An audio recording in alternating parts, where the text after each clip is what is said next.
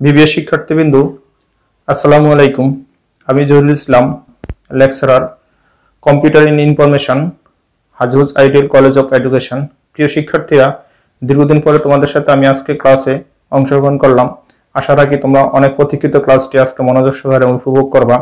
আমি তোমাদেরকে power point slide প্রেজেন্টেশনের মাধ্যমে আজকে ক্লাসটা উপস্থাপন করলাম। পূর্বে আমি কয়েকটা ক্লাস তোমাদেরকে দেখানোর চেষ্টা করছি। তোমরা জুমের মাধ্যমে লাইভ ক্লাস তোমরা অবশ্যই অংশগ্রহণ করার সুযোগ হয় না, কারণ তোমাদের সেটা হয়তো কোনো টেকনিক্যাল কারণ বা সেটা হতে পারে কোনো ইন্টারনেটগত কোনো সমস্যা।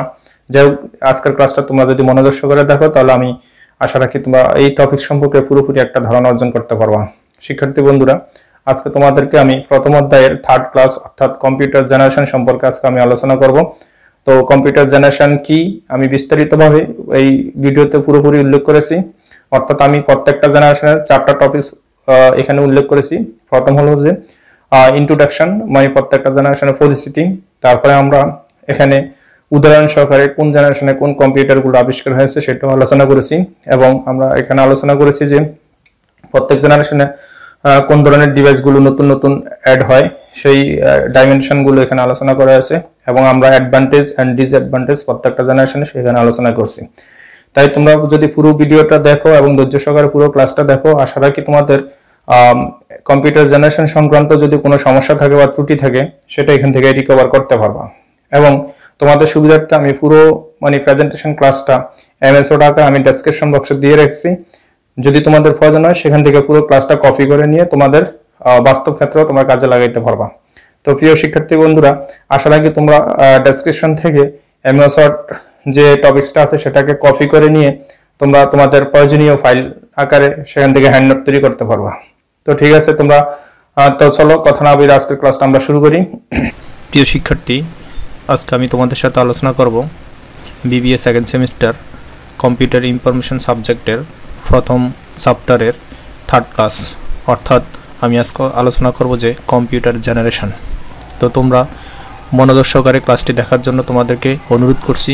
পুরো ক্লাসটি যদি তোমরা একটু আয়ত্ত আনতে পারো তো আশা রাখি এই ক্লাস থেকে বা এই অধ্যায় থেকে কম্পিউটার জেনারেশন সংক্রান্ত কোনো প্রশ্ন আসলে খুব সুন্দরভাবে উত্তর দিতে পারবা, সেটাই প্রত্যাশা করি। তো আজকে আমি যেটা আলোচনা করব কম্পিউটার জেনারেশন। তো আমরা জানি যে কম্পিউটার জেনারেশন কয়টা অংশে বিভক্ত। তো এর আগে আমরা একটু ইন্ট্রোডাকশনটা দেখে নিই। এই computer is a machine. Computer হলো যে একটা machine that manipulates data according to the set of instruction, অর্থাৎ কম্পিউটারকে যে ধরনের ডাটাগুলো প্রদান করা হয় সেই অনুযায়ী কম্পিউটারটা পরিচালিত হয়। এই computer is A programmable machine. Computer হলো যে একটা প্রোগ্রাম ভিত্তিক যন্ত্র that receives input, stores and provide output in a useful format, অর্থাৎ কম্পিউটারকে আমরা যা কিছু প্রদান করব সেটা রিসিভ করবে এবং এটাকে সংরক্ষণ করবে এবং সংরক্ষণ করে প্রসেস করে সেটাকে আবার আউটপুট হিসেবে আমাদেরকে প্রবাহিত করবে। They can be constructed out of almost anything, অর্থাৎ এটা অসাধারণভাবে এই কম্পিউটারটা তৈরি যেটা আমাদের নির্দেশনা অনুযায়ী কাজ করতে সক্ষম। তো ফাদার অফ কম্পিউটার, অর্থাৎ কম্পিউটার যিনি আবিষ্কার করছেন ওনার সম্পর্কে একটু তথ্য নেই। চার্লস বেবেজ, এই যে ভদ্রলোক দেখতেছে উনি হলো যে কম্পিউটারের জনক বা ফাদার অফ কম্পিউটার। এই ব্রিটিশ ম্যাথমেটিক্স প্রফেসর, তিনি ছিলেন যে একজন গাণিতিক professor. Is regarded as the father of computers, যাকে যিনি বিবেচিত বা যাকে বলা হয় কম্পিউটারের জনক। হি ওয়াজ বর্ন, তিনি জন্মগ্রহণ করছেন ইন ইংল্যান্ডে জন্মগ্রহণ করছেন ইন 1792, 1792 সালে, as the son of a rich banker from Devon. Devon ছিলেন তার বাবা এবং ইনি ছিলেন যে একজন রিচ ধনী ব্যাংকার। ওনার পুত্র ছিলেন যে Charles Babbage. He was inspired by Napier's logarithm tables and Napier's logs, অর্থাৎ নেপিয়ার লগস এবং টেবলস, সেটা থেকেই তিনি উৎসাহিত পেয়ে মোটামুটি এই কম্পিউটার আবিষ্কার করার চিন্তা করেছিলেন। He began to design a difference engine, তারপর থেকে তিনি ডিফারেন্স ইঞ্জিন অর্থাৎ হিসাব যন্ত্রটা নিয়ে মানে গবেষণা শুরু করেন ইন 1821 সালে, হুইচ ওয়াজ ভেরি লার্জ, যেটা ছিল খুব ব্যাপক একটা তথ্য, and complicate machine intended for doing logarithm calculation automatically. কীভাবে ম্যাথমেটিক্যাল টার্মগুলো ক্যালকুলেশন করা হয় এরকম একটা মেশিন, তিনি এই জটিল একটা মেশিন আবিষ্কারের সিদ্ধান্ত নিলেন। কত সালে? 1821 সালে। তো এখন শিখবো আমরা জেনারেশনস অফ কম্পিউটার। কম্পিউটারের বিভিন্ন ধরনের কি বলে generation. There are 5 generations of computer, 5 ধরনের জেনারেশন রয়েছে, প্রজন্ম রয়েছে। ফার্স্ট জেনারেশন যেটা 1946 থেকে 1955 এর মধ্যে সীমাবদ্ধ ছিল। সেকেন্ড জেনারেশন যার সীমাবদ্ধতা ছিল 1956 থেকে 1965। থার্ড জেনারেশন যার সীমাবদ্ধতা ছিল যে 1966 থেকে 1975। ফোর্থ জেনারেশন যার সীমাবদ্ধতা ছিল 1976 থেকে 1985। ফিফথ জেনারেশন যার সীমাবদ্ধতা ছিল যে 1986 থেকে অনওয়ার্ড, অর্থাৎ বর্তমান পর্যন্ত। তাহলে তোমাদের অবশ্যই এই জেনারেশনের যে সালগুলো দেওয়া আছে এটা অবশ্যই মনে রাখতে হবে, অন্তত এতটুকু পরীক্ষার মধ্যে উপস্থাপন করতে পারলেও মোটামুটি ভালো একটা মার্ক আশা করা যায়। তো ফার্স্ট জেনারেশনটা কি আমরা একটু দেখি। First generation computer uses vacuum tube, অর্থাৎ যে জেনারেশনে ভ্যাকুয়াম টিউব ব্যবহার করা হতো কম্পিউটারে। ম্যাগনেটিক ট্যাপ ড্রাইভস, যেখানে হার্ড ডিস্ক হিসেবে ম্যাগনেটিক ট্যাপ ড্রাইভ ব্যবহার করা হতো। ম্যাগনেটিক কোর মেমোরিজ, যেখানে কোর মেমোরিজ ব্যবহার করা হতো ওয়ার ডেভেলপ উন্নয়নের জন্য বা পরিচালনার জন্য, সেটাকে বলা হয় ফার্স্ট জেনারেশন। ইনাক, দেখো ENIAC was the first electronic digital computer. ENIAC নামে একটা কম্পিউটার ছিল যেটা আমাদের সর্বপ্রথম আবিষ্কার হয় এই কম্পিউটারটা, যার পূর্ণরূপ হলো যে electronic numeric integrator and calculator. It use about 80,000 vacuum tubes. এই কম্পিউটারে ব্যবহার করা হয়েছে প্রায় 18,000 vacuum tubes. It size was too much large, এটা ছিল অনেক ব্যাপক পরিসরে বড় ধরনের একটি কম্পিউটার। This was very hard to read and write program, এটা কোনো প্রোগ্রাম পড়া এবং লেখা বাই এভরি পার্সন, অর্থাৎ এটা দ্বারা লিখিত কোনো প্রোগ্রাম বা এটা দ্বারা মানে কোনো তৈরি করা কোনো প্রোগ্রাম মানুষের পক্ষে পড়া ছিল খুবই দুঃসাধ্য বিষয়। The first generation computer produce too much heat. এই কম্পিউটারটা ওই সময়ে খুব মানে এই কাজ করতে গেলে খুব গরম হয়ে যেত বা উষ্ণ হয়ে যেত। এই দেখো কম্পিউটারটা, এই পুরাটা রুম জুড়েই মূলত আমাদের এই ফার্স্ট জেনারেশন কম্পিউটারটা ছিল। দেখো এখানে অসংখ্য ভ্যাকুয়াম টিউব ব্যবহার করা হয়েছে। দেখো এই রুমটা পুরো হিট হয়ে যেত যখন এটাতে কাজ করা হতো। তো ম্যাটেরিয়াল ইউজড, অর্থাৎ এই ফার্স্ট জেনারেশন কম্পিউটারে কি কি ম্যাটেরিয়াল ইউজ করা হয়েছে, ব্যবহার করা হয়েছে, এগুলো মনে রাখতে হবে। পয়েন্টগুলো যদি তোমরা মনে রাখো তাহলে পরীক্ষা দিতে একটু সুবিধা হবে। ভ্যাকুয়াম টিউব ব্যবহার করা হয়েছে, ম্যাগনেটিক ড্রাম ব্যবহার করা হয়েছে, 4000 বিট প্রায় 4000 বিট ব্যবহার করা হয়েছে। তারপর হচ্ছে হার্ডওয়্যার প্রোগ্রামস ইন কম্পিউটার, প্রোগ্রামে হার্ডওয়্যার কিছু ডিভাইস ব্যবহার করা হয়েছে। 4টা ডিভাইস তোমার কিছু ব্যবহার করা হয়েছে ফার্স্ট জেনারেশন কম্পিউটারে। তো ফার্স্ট জেনারেশন কম্পিউটার ল্যাঙ্গুয়েজ, কোন ধরনের ল্যাঙ্গুয়েজ ফার্স্ট জেনারেশনে ব্যবহার করা হতো? সাধারণত 0-1 দিয়ে তৈরি যে ল্যাঙ্গুয়েজটা তৈরি হয়েছে সেটাকেই ফার্স্ট জেনারেশন ল্যাঙ্গুয়েজ হিসেবে বিবেচিত করা হয়। অর্থাৎ এ দেখো represent the every early first time, অর্থাৎ সর্বপ্রথম এটাকে মানে সাজানো হয়েছে primitive computer language that consisted entirely of ones and zero, অর্থাৎ 0 এবং 1কে কেন্দ্র করেই সর্বপ্রথম এটার যে ভাষাটা উদ্ভাবন করা হয়। The actual language that the computer understand, যেটাকে এখন বর্তমানে বলা হয় machine language. This language is also known as binary language, এটাকে আরেক নামে ডাকা হয়, সেটার নাম হলো যে বাইনারি ল্যাঙ্গুয়েজ। অর্থাৎ সর্বপ্রথম যে ভাষাটা ব্যবহার করা হয় সেটা হলো যে মেশিন ল্যাঙ্গুয়েজ, যেটাকে বর্তমানে কম্পিউটার বাইনারি ল্যাঙ্গুয়েজ হিসেবে গণ্য করা হয়। এই দেখো এখানে 0-1-এর ব্যবহার কীভাবে দেখানো হয়েছে, এই যে এখানে আছে। অ্যাডভান্টেজ, ফার্স্ট জেনারেশন কম্পিউটারে কী কী সুবিধা রয়েছে সেটা। The advantage of earliest computers are, প্রথমত 2টা সুবিধা রয়েছে। It is that they could perform thousands of calculation each second making it possible decode message in a useful time period a few hours, অর্থাৎ আমাদের যখন ফার্স্ট জেনারেশন কম্পিউটার আবিষ্কার ওই সময় কিন্তু মানুষ কম্পিউটার ব্যবহার জানতো না। তখন সামান্য 1 সেকেন্ডে যে কাজগুলো করা হয় বা যে কোডগুলোকে মেসেজগুলোকে কোড করা হয়, এটা ছিল মানুষের জন্য ওই সময় খুবই মানে অসাধারণ একটা অকল্পনীয় একটা পাওয়া। তো সেই সময়ে হাজার হাজার মানে তথ্য সে কী করতে পারতো, ডিকোড করতে পারতো সেকেন্ডের মধ্যে। এটা ছিল তার বৈশিষ্ট্য। দ্বিতীয়ত, the father of this computer had originally planned these machines to try and prove mathematical conjectures, but this type of applications could not be considered until after the war. অর্থাৎ ওই সময়ের যে কম্পিউটারটা, ওই সময় কম্পিউটারটাই সর্বপ্রথম আমাদের ম্যাথমেটিক্যাল যে টার্মগুলো সেগুলো ক্যালকুলেশন করতে বা বিভিন্নভাবে প্রমাণ করতে সক্ষম হয়। এই দুইটা বৈশিষ্ট্যের উপর ভিত্তি করে আমাদের ফার্স্ট জেনারেশন কম্পিউটারটা মূলত আবিষ্কার হয়েছিল। তো এই আবিষ্কারের পাশাপাশি বা সুবিধার পাশাপাশি কিছু অসুবিধাও রয়েছে। তো তোমরা খেয়াল রাখবা সবসময় যে আমরা যে কম্পিউটার জেনারেশনগুলো আলোচনা করতেছি এখানে 3টা টপিকস, সূচনা, তারপরে আছে যে এখানে uses of device, advantage, disadvantage. এই 4টা বিষয় নিয়ে মোটামুটি আমাদের সবগুলো জেনারেশন আলোচনা করা হয়। তো ফার্স্ট জেনারেশন কি ডিসঅ্যাডভান্টেজ আছে, অসুবিধা আছে? They were very expensive. এই কম্পিউটারটা সেট আপ করা ছিল আমাদের জন্য খুব ব্যয়বহুল। They contain thousands of values vacuum tubes making them unreliable. অর্থাৎ এখানে অসংখ্য ভ্যাকুয়াম টিউব ব্যবহার করা হতো, যেটা আমাদের পক্ষে এটাকে মানে কাজে লাগানো ছিল অসম্ভব। The major limitations for early computers was that memory was practically non-existence. এটা ছিল যে প্র্যাকটিক্যালি মানে এটা বেশি দিন স্থায়ী থাকে না। Only fast tape delay line memory and Mercury memory were available. অর্থাৎ এখানে মার্কারি এবং ডিলে লাইন মেমোরি যদি ব্যবহার না করা হতো তাহলে এখানে যে তোমার ফান্স কার্ড ব্যবহার করা না হতো তাহলে এখানে কাজ করা খুব দেরি হতো বা খুব স্লো মোশনে কাজ করতো এই কম্পিউটারগুলো।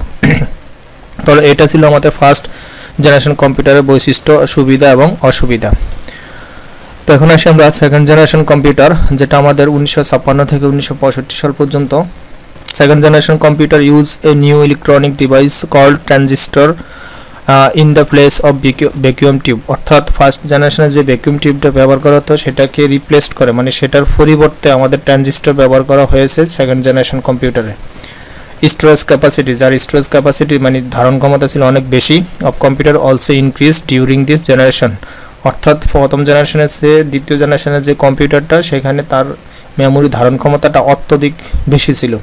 Second generation computers also start showing the characteristics of modern day computers with utilities such as printers, disk storage and operating system. অর্থাৎ সেকেন্ড জেনারেশন কম্পিউটারে আমাদের আরও নতুন কিছু ফিচার অ্যাড হলো। এর মধ্যে আমাদের প্রিন্টার ব্যবহার করা যেত, ডিস্ক স্টোরেজ এখানে ফ্লপি ডিস্কের মধ্যে এই ধরনের বা সিডি ক্যাসেট এরকম ব্যবহার করা যেত, এবং অপারেটিং সিস্টেম যে সফটওয়্যার আছে সেটাও ব্যবহার করার ক্ষমতা অর্জন করলো সেকেন্ড জেনারেশন কম্পিউটারে এসে, যেহেতু এখানে ট্রানজিস্টরের ব্যবহার শুরু হয়েছে।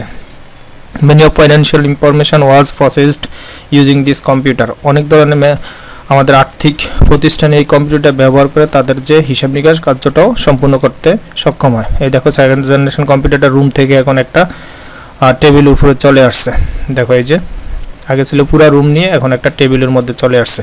তাহলে এটার অনেক সুবিধা রয়েছে এখানে। তো এখানে আমাদের কি কি ম্যাটেরিয়াল ব্যবহার করা হয় কম্পিউটারে, যেই মানে বেসিক যে ম্যাটেরিয়ালগুলো ব্যবহার করলে কম্পিউটারের কার্যক্ষমতা মানে দ্রুততর হয়, সেটার মধ্যে আছে transistor, magnetic cores, 32,000 bits punch card. পূর্বের যে কম্পিউটারটা ব্যবহৃত 4000 বিট, এখন ব্যবহার হয় 32,000 বিট। ফান্স কার্ড ব্যবহার হয়, ম্যাগনেটিক কোর ব্যবহার হয়, ট্রানজিস্টর ব্যবহার হয়। এই 4টা ডিভাইস ব্যবহারের সমন্বয়ে আমাদের সেকেন্ড জেনারেশন কম্পিউটারের গতিটা অনেক বেশি বৃদ্ধি পেয়েছে।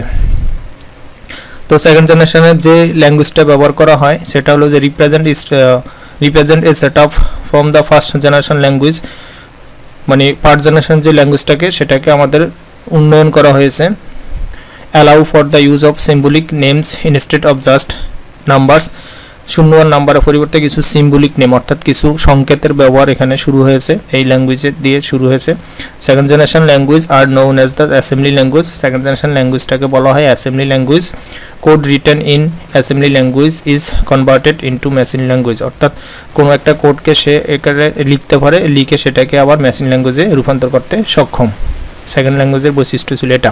তাহলে আমরা ফার্স্ট জেনারেশন যে ল্যাঙ্গুয়েজটা শিখছি সেটা ছিল মেশিন ল্যাঙ্গুয়েজ বা বাইনারি ল্যাঙ্গুয়েজ, এবং সেকেন্ড জেনারেশনের যে ল্যাঙ্গুয়েজটা শিখতেছি সেটা হলো যে আমাদের অ্যাসেম্বলি ল্যাঙ্গুয়েজ। এটা একটু তোমাদের অবশ্যই মনে রাখতে হবে। তো সেকেন্ড জেনারেশনের কিছু সুবিধা রয়েছে। Smaller in size as compared two first generation computer. First generation কম্পিউটারের তুলনায় অনেকটা ছোট। মোর রিয়েলেবল, ব্যবহার উপযোগী মানে স্বাচ্ছন্দ্যপূর্ণ। লেস হিট জেনারেটেড, এটাতে কম মানে হিট হয়, মানে গরমটা একটু কম হয়। This computer were able to reduce computational times from millisecond microsecond. এখানে কম্পিউটার ওখানে সেকেন্ড ব্যবহার হইতো, এখানে ব্যবহার হয়েছে মিলিসেকেন্ড মাইক্রোসেকেন্ড, তার চেয়ে আরও ক্ষুদ্র সময়টা ব্যবহার করা হয় দ্বিতীয় জেনারেশন কম্পিউটারে।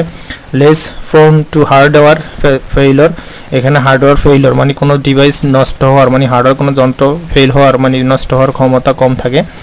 বেটার প্রবাবিলিটি, খুব উচ্চ ক্ষমতা সম্পূর্ণ। ওয়াইডার কমার্শিয়াল ইউজ, এখানে এটাকে বাণিজ্যিক উপায়ে ব্যবহার শুরু হয়েছে। কিছু ডিসঅ্যাডভান্টেজেস রয়েছে সেকেন্ড জেনারেশন কম্পিউটারে। এয়ার কন্ডিশন রিকোয়ার্ড, এখানে একটা এয়ার কন্ডিশন ব্যবহার করা হতো কম্পিউটারকে ঠান্ডা রাখার জন্য। ফ্রিকুয়েন্ট মেনটেন্স রিকোয়ার্ড, এবং বারবার এটাকে তত্ত্বাবধান করা হতো কোনো ধরনের ডিভাইস এটা কোনো ডিস্টার্ব দেয় কিনা বারবার এটাকে তত্ত্বাবধান করা হতো। Manual assembly of individual components into functioning unit was required, মানে অ্যাসেম্বলি ল্যাঙ্গুয়েজটাকে মানে ব্যবহার করার জন্য পার্সোনালভাবে এটাকে আলাদা তত্ত্বাবধান করা হতো। Commercial production was difficult and costly, মানে কমার্শিয়াল বাণিজ্যিক কোনো হিসাব নিকাশ করতে গেলে এখানে আমাদের মানে হিসাবগুলোর খরচটা অনেক বেশি পড়তো, ইত্যাদি ইত্যাদি ছিল আমাদের সেকেন্ড জেনারেশন কম্পিউটারের সুবিধা অসুবিধার রূপ। এখন শিখবো আমরা থার্ড জেনারেশন, যেটা 1966 থেকে 1975 পর্যন্ত আমাদের সীমাবদ্ধ ছিল। In third generation computer transistor were replaced with integrated circuit, অর্থাৎ আমাদের প্রথম জেনারেশন ছিল ভ্যাকুয়াম টিউব, দ্বিতীয় জেনারেশন ছিল আমাদের ট্রানজিস্টর, এবং তৃতীয় জেনারেশনে আইসি এটা তৈরি হয়ে গেল ইন্টিগ্রেটেড সার্কিট অর্থাৎ IC, which is a combination of numbers and transistor and other electronic component fused together on single crystal, অর্থাৎ এখানে বিভিন্ন ধরনের বৈদ্যুতিক ডিভাইসের সমন্বয়ে আমাদের কি করা হতো, আমাদের আইসিটা গঠন করা হলো। This generation machine use magnetic tape, এখানে ম্যাগনেটিক ব্যবহার করা হতো, অ্যান্ড ম্যাগনেটিক ডিস্ক, এবং ম্যাগনেটিক ডিস্কও ব্যবহার করা হতো অ্যাজ সেকেন্ডারি স্টোরেজ ডিভাইস হিসেবে, অর্থাৎ এখানে ফ্লপি ডিস্ক, পেন ড্রাইভ এগুলো ব্যবহার শুরু হয়েছে আমাদের থার্ড জেনারেশন কম্পিউটারে এসে। এই দেখো থার্ড জেনারেশন কম্পিউটার আমাদের একদম অনেকটা আমাদের পিসির মতো হয়ে গেল, মানে পার্সোনাল কম্পিউটারের মতো এটা আকার আকৃতি এসে পড়লো ধীরে ধীরে। দেখো এই কম্পিউটারগুলো অবশ্যই তোমরা দেখছো, এখানে ফ্লপি ডিস্কের ব্যবহার আছে, ম্যাগনেটিক কোর ডিস্কের ব্যবহার আছে। তো এই জেনারেশনের যে ডিভাইসগুলো ব্যবহার করা হয়, সিলিকন চিপস, কোর আইসি 1,28,000 বিট কিবোর্ড এন্ট্রি, অর্থাৎ এখানে আমাদের সিলিকন চিপ ব্যবহার করতাম মেমোরির জন্য, যে আমরা যে মেমোরি ব্যবহার করতাম এখানে সেটাতে সিলিকন চিপ ব্যবহার করা হতো।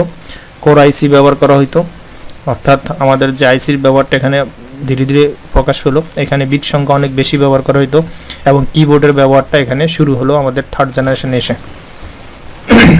তাহলে তোমাদের অবশ্যই পার্থক্য নির্ণয় করতে হবে কোন জেনারেশনে কি পার্থক্য। তো থার্ড জেনারেশন ল্যাঙ্গুয়েজ কোন ধরনের ল্যাঙ্গুয়েজ, সি এবং সি প্লাস প্লাস ল্যাঙ্গুয়েজটা আমাদের থার্ড জেনারেশনে ব্যবহার করা হয়। দেখো তোমাদের পাশে দেওয়া আছে সি এবং C plus plus language third জেনারেশনে এসে আমাদের শুরু হলো। With the language introduced by the third generation of computer program, words and commands instead of just symbol and numbers are being used, অর্থাৎ এখানে আমাদের কিছু কমান্ড ব্যবহার করা হয়, যেখানে আমাদের বিভিন্ন শব্দ বা বর্ণ ব্যবহার করা হতো, বর্ণ বা শব্দের পরিবর্তে আমাদের এখানে কিছু কমান্ড ব্যবহার করা হয় থার্ড জেনারেশনে। This language therefore had syntax that was much easier and to understand, এখানে যে সিনট্যাক্সগুলো ব্যবহার করা হতো বা সংকেতগুলো ব্যবহার করতে এগুলো ছিল আমাদের পক্ষে খুবই সহজ বোঝা, মানে বুঝতে খুব সহজ হতো। Third generation language are known as high level language, third generation ল্যাঙ্গুয়েজটাকে হাই লেভেল ল্যাঙ্গুয়েজ হিসেবে গণ্য করা হয়। and include C and C++, Java and JavaScript among the others এবং অন্যান্য কিছু। অর্থাৎ এই জেনারেশনে এসে আমাদের মানে বিভিন্ন ধরনের ভাষার ব্যবহার শুরু হলো। তো এই ভাষাগুলোর মধ্যে উল্লেখযোগ্য যে ভাষাগুলো ছিল C, C plus plus, Java and JavaScript এবং আদার্স এবং অন্যান্য যে ভাষাগুলো ছিল এগুলো সব আমাদের থার্ড জেনারেশনে এসে শুরু হলো ব্যবহার। কিছু সুবিধা আছে, smaller in size as compared to previous generation computer. অন্যান্য জেনারেশনের তুলনায় এই জেনারেশন কম্পিউটারের আকার আকৃতি অনেক ছোট। Lower heat generate than second generation computer. দ্বিতীয় জেনারেশনের তুলনায় অনেকটা কম গরম হইতো বা হিট হইতো। This computer were able to reduce computational times from microsecond and nanosecond. এখানে আমাদের সময়ের যে হিসাব এটা আরও বেশি ক্ষুদ্র হিসাব শুরু করতে পারলো, যার মধ্যে মাইক্রোসেকেন্ড ন্যানোসেকেন্ড সময়ে সে হিসাব করা সক্ষম হলো। মেনটেন্স কস্ট ইজ লো, এটাকে মেনটেন করার যে খরচ সেটা অনেকটা কম তুলনামূলকভাবে। Because hardware failure are rare, এখানে হার্ডওয়্যার ডিভাইসগুলো কমই বিনষ্ট হয়। ইজিলি পোর্টেবল, এখানে ইউএসবি পোর্ট ব্যবহার শুরু হলো, এখানে পোর্ট ব্যবহার, কম্পিউটারে পোর্ট ব্যবহার শুরু হয়েছে। যে কোনো যেমন কিবোর্ড, প্রিন্টার ইত্যাদি পোর্ট কীভাবে কম্পিউটারে কানেক্ট দেয় এই পোর্ট ব্যবহার শুরু হয়েছে আমাদের থার্ড জেনারেশনে এসে। লেস পাওয়ার রিকোয়ারমেন্ট দেন প্রিভিয়াস জেনারেশন কম্পিউটার। অন্য জেনারেশন কম্পিউটার তুলনায় এই জেনারেশন কম্পিউটারের পাওয়ার ক্ষমতা অনেক কম ব্যবহার হতো। Human labour and cost involve reduce drastically, অর্থাৎ মানুষের যে কার্যক্ষমতা সেটাকে রিডিউস করার জন্য, মানে এটাকে মানুষের কাজের যে গতি বৃদ্ধি করা এবং মানুষের পরিশ্রমটাকে হ্রাস করার এই জেনারেশনের শুরু হলো। Commercial production was easier and cheaper, এবং বাণিজ্যিকভাবে ব্যবহারের ক্ষেত্রে এই কম্পিউটারের খরচ অনেকটা ছিল সস্তা এবং কম মূল্য। কিছু অসুবিধা আছে, air condition required in many case, বিভিন্ন কারণে এয়ার কন্ডিশন ব্যবহার করা হতো এই কম্পিউটারে। Highly sophisticated technology required for the manufacture of IC chip, এখানে আইসি চিপটাতে অনেক উচ্চ ক্ষমতা সম্পূর্ণ টেকনোলজি ব্যবহার করার কারণে এখানে খরচটা একটু বেশি পড়তো। এগুলো ছিল আমাদের থার্ড জেনারেশন কম্পিউটারের বৈশিষ্ট্য।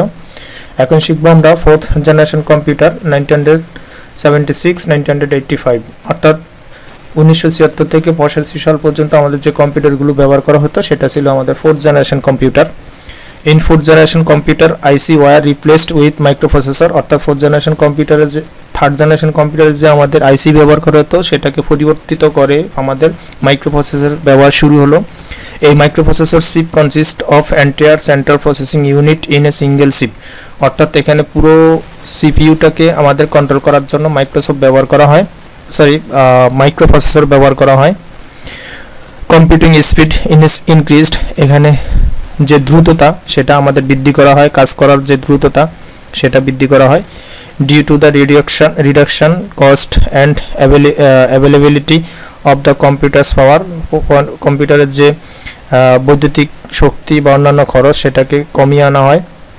At small place allowed everyday user to benefit, যে কোনো জায়গায় এটা ব্যবহার উপযোগী ছিল ছোট্ট বিদায়। দেখো এখানে আমাদের কম্পিউটারটাকে অনেকটা ছোট করে নিয়ে আসা হয়েছে। এটা ছিল আমাদের ফোর্থ জেনারেশন কম্পিউটার। তো এখানে যা যা ব্যবহার করা হয় যে যন্ত্রগুলো মোস্ট ভ্যালুয়েবল, মাইক্রোপ্রসেসর, আইসি, এলএসআই অর্থাৎ লার্জ স্কেল আইসি ব্যবহার করা হতো। এখানে 100 মিলিয়ন বিট ব্যবহার করা হতো। রিড প্রোগ্রামস অফ ডিস্ক, এখানে কোনো প্রোগ্রাম পড়ার জন্য ডিস্ক ব্যবহার করা হতো, ফ্লপি ডিস্ক এই ধরনের এই জাতীয় কিছু। ফোর্থ জেনারেশনের যে ল্যাঙ্গুয়েজটা ব্যবহার করা হয় 4GL বা SQL স্ট্রাকচার কোয়েরি ল্যাঙ্গুয়েজ বা 4GL fourth generation language. The syntax used in 4GL is very close to human language, fourth জেনারেশনের যে ভাষাটা ব্যবহার করা হতো সেই ভাষাটা অনেকটা মানুষের ভাষার ব্যবহারের কাছাকাছি ছিল। And improvement from the previous generation language, যেটা উন্নয়ন করা হয়েছে পূর্বের তুলনায় অনেক বেশি করে। 4GL language are typically used to access database and include SQL and cloud fusion ক্লাউডফুশন এবং আদার্স, অর্থাৎ চতুর্থ প্রজন্মের যে ভাষাগুলো ব্যবহার করা হয় তার মধ্যে ছিল আমাদের ডাটা স্ট্রাকচার ভাষা, যেটাকে এসকিউএল বলা হয়, এবং মানুষের ভাষাও এখানে ব্যবহার শুরু হয় চতুর্থ প্রজন্মে। তো এই যে প্রজন্মের কিছু বৈশিষ্ট্য রয়েছে, smallest in size because of high component density, এখানে আমাদের খুব ছোট্ট আকারে এবং খুব পাওয়ারফুল একটি কম্পিউটার হিসেবে এটা বিবেচিত করা হয়। হিট জেনারেটর ইজ নেগলিজিবল, এখানে কোনো কম্পিউটার হিট হয় না বললেই চলে। No air condition required in most, কোনো কারণেই এয়ার কন্ডিশনের ব্যবহার করার প্রয়োজন হয় না। Much faster in computation than previous generation, এটা খুব দ্রুত পূর্বের তুলনায় কম্পিউটারে কাজ করতে খুব দ্রুত কাজ করা যায় পূর্বের তুলনায় কম্পিউটারে। Hardware failure is negligible, hardware failure কম হয়, হার্ডওয়্যার ডিভাইসগুলো ডিস্টার্ব কম দেয়। Hence minimal maintenance is required. Easy portable because of their small size, ছোট হওয়ার কারণে এখানে পোর্ট ব্যবহার করা খুব সহজ। চিপেস্ট এবং অল জেনারেশন, সব জেনারেশন কম্পিউটার তুলনায় এই জেনারেশন কম্পিউটারের দামগুলো অনেক কম।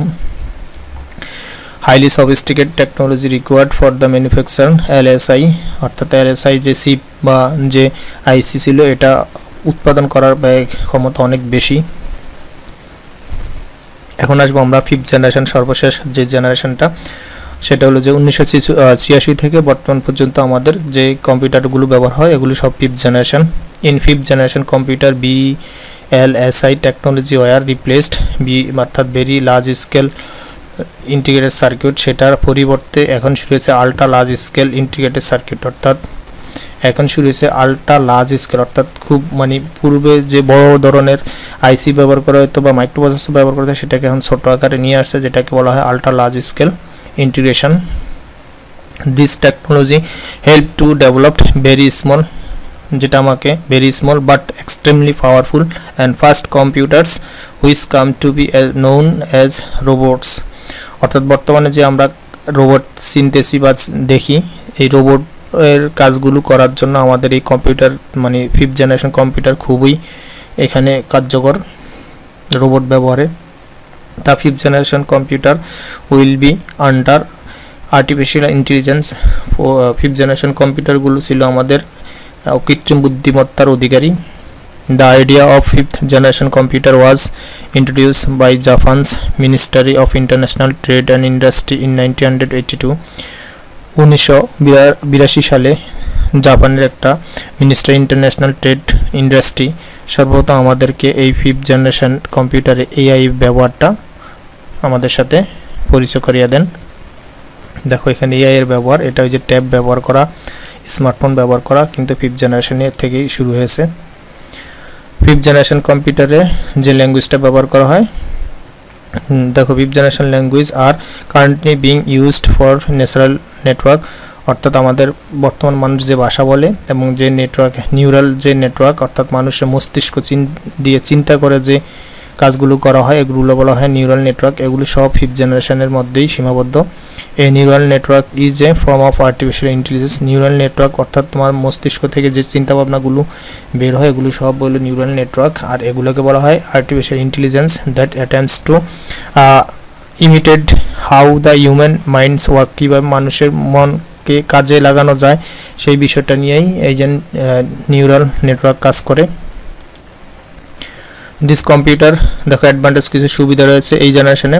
দিস কম্পিউটার্স আর মোর রিয়েলেবল, খুবই গ্রহণযোগ্যতায় কম্পিউটারে রয়েছে। ওয়ার্কস ফাস্টার দেন আদার কম্পিউটার্স, অন্য কম্পিউটার তুলনায় কাজ করতে খুব দ্রুতভাবে করতে পারে।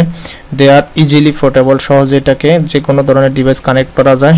This computers R available in different size with different feature, বিভিন্ন ধরনের ক্ষমতা নিয়ে বিভিন্ন আকারের আকৃতির কম্পিউটার সহজে বাজারে পাওয়া যায় উইথ ডিফারেন্ট অ্যাফোর্ডেবল প্রাইস, বিভিন্ন মূল্যের। Having extra high processor speed, এখানে এক্সট্রা হাই প্রসেসর স্পিড ব্যবহার করার সুযোগ রয়েছে। Having capabilities of parallel processing ব্যবহারের সুবিধা রয়েছে। ওয়্যারলেস সিস্টেমের ব্যবহার রয়েছে, যেমন ল্যাপটপ, স্মার্টফোন, ট্যাব, এগুলো আর কি এই জেনারেশনে ব্যবহার করা হয়, এই জন্য এগুলোকে ওয়্যারলেস ডিভাইসও বলা হয়। Disadvantage: if the computer have their own brain then they can harm the humanity. যদি যদি কম্পিউটারের নিজস্ব ব্রেন থাকতো তাহলে মানুষের ব্রেনটাকে কোনো কাজে লাগানো যেত না, এটা হলো যে ডিসঅ্যাডভান্টেজ। তো এখন আমরা কিছু আলোচনা করব, যেমন ফার্স্ট আমরা একটু তুলনা করব কোন জেনারেশনে কি। দেখো ভ্যাকুয়াম টিউবটা কি ফার্স্ট জেনারেশন আমাদের ব্যবহৃত, first generation electronic computer used vacuum tube. এই ভ্যাকুয়াম টিউবটাই দেখতে এরকম ফার্স্ট জেনারেশনে ব্যবহার করা হতো। Vacuum tube are glass tube with circuit inside, এটা পাশে একটা সার্কিট দেওয়া থাকতো আর ভিতরে গ্লাস, চারপাশে গ্লাস দেওয়া থাকতো, এরকম আর কি ভ্যাকুয়াম টিউব। তোমরা যদি সম্ভব এগুলো তোমরা নেটে সার্চ দিলে ভ্যাকুয়াম টিউবগুলো সহজে দেখতে পাবে। অর্থাৎ বর্তমানে যে আমরা যে বৈদ্যুতিক যে বাল্ব, লাল যে বাল্বগুলো ব্যবহার করি অনেকটা এরকম ছিল। Vacuum tubes have no air inside of them which protectors the circuitry, এটার পাশে কোনো ধরনের বাতাস থাকতে পারতো না বা কোনো ধরনের এয়ার কন্ডিশন ব্যবহার থাকতো না, তাই এটা খুব দ্রুত নষ্ট হওয়ার সম্ভাবনাও থাকতো। এই দেখো অসংখ্য ভ্যাকুয়াম টিউবের মাধ্যমে আমাদের কম্পিউটার, এগুলো সব ভ্যাকুয়াম টিউব, ভ্যাকুয়াম টিউবের মাধ্যমে আমাদের ফার্স্ট জেনারেশন কম্পিউটারগুলো ব্যবহার করা হয়েছে। ট্রানজিস্টর দ্বিতীয় জেনারেশন ট্রানজিস্টর ব্যবহার হচ্ছে, এই দেখো ট্রানজিস্টর, এগুলো হচ্ছে ট্রানজিস্টর। এই দেখো use silicon developed in 1948 won Nobel prize for an off switch, মানে এখানে অন অফ সুইচের ব্যবহার শুরু হয়েছে। Second generation computer use transistor এবং স্টার্টিং ইন 1956 সালে এটা ব্যবহার করেছে, এখানে ট্রানজিস্টরের ব্যবহার শুরু হয়েছে। ভ্যাকুয়াম টিউবটাকে সরিয়ে এখানে ট্রানজিস্টরের ব্যবহার শুরু হয়েছে আমাদের সেকেন্ড জেনারেশনে। এই দেখাগুলো ট্রানজিস্টর সব বিভিন্ন ধরনের, এই যে ডায়োড এগুলো সব ট্রানজিস্টরের চিত্র। থার্ড জেনারেশন আমরা ব্যবহার করছি integrated circuit. Third generation computers used integrated circuit chip, এখানে ইন্টিগ্রেটেড মানে আইসি ব্যবহার করা হয়েছে। Integrated circuit are transistor, resistor and capacitor integrated together into single chip, অর্থাৎ রেজিস্টার, ট্রানজিস্টর, ট্রায়োড ইত্যাদি সমন্বয়ে আমাদের এই যে আইসিটা গঠন করা হয়েছে থার্ড জেনারেশনে। এই দেখো এটা হলো একটা আইসি, এই যে এটা একটা আইসি, এখানে থার্ড জেনারেশন এটা ব্যবহার করা হয়েছে, এই যে একটা আইসি। তারপরে আছে ফোর্থ জেনারেশন মাইক্রোপ্রসেসর, ফোর্থ জেনারেশনে ব্যবহার করছে। মাইক্রোপ্রসেসরটা দেখতে অনেকটা এরকম, দেখো 4004 হেড একটা ট্রানজিস্টর, 4 বিট চাক, মানে ইত্যাদি ইত্যাদি এগুলো ব্যবহার করা হতো এখানে, এই জন্য একটা মাইক্রোচিপ বলা হয়। Getting smaller and smaller, but we are still using microprocessor technology. It is used in 4th generation computer, অর্থাৎ এই মাইক্রোপ্রসেসরটা আমাদের 4th generation কম্পিউটারে বেশি ব্যবহার করা হয়। এখন দেখো ডিফারেন্স, অর্থাৎ চারটা বর্তমান যেটা আছে এটা তো আছে, আমাদের চারটা জেনারেশনের মধ্যে পার্থক্য। First generation, second generation, third generation. প্রথম জেনারেশনে ব্যবহার করা হতো ভ্যাকুয়াম টিউব, দ্বিতীয় জেনারেশনে ব্যবহার করতে হতো ট্রানজিস্টর, তৃতীয় জেনারেশনে ব্যবহার করতে আইসি বা ইন্টিগ্রেটেড সার্কিট, চতুর্থ প্রজন্মে ব্যবহার করতে মাইক্রোপ্রসেসর। পঞ্চম প্রজন্মের যোগ্য কথা বললাম সেটা হবে যে আমাদের robot. Size filled whole building, এটা সাধারণ ফিল্ড হোল বিল্ডিং, পুরো বিল্ডিং জুড়ে এটা ব্যবহার করা হতো। ফিল্ড হাফে রুম, এটা রুমের অর্ধেক নিয়ে ব্যবহার করা হতো। স্মলার, এগুলোর তুলনায় এটা একটা টেবিলের উপর রাখা হতো। এটা একদম ক্ষুদ্র।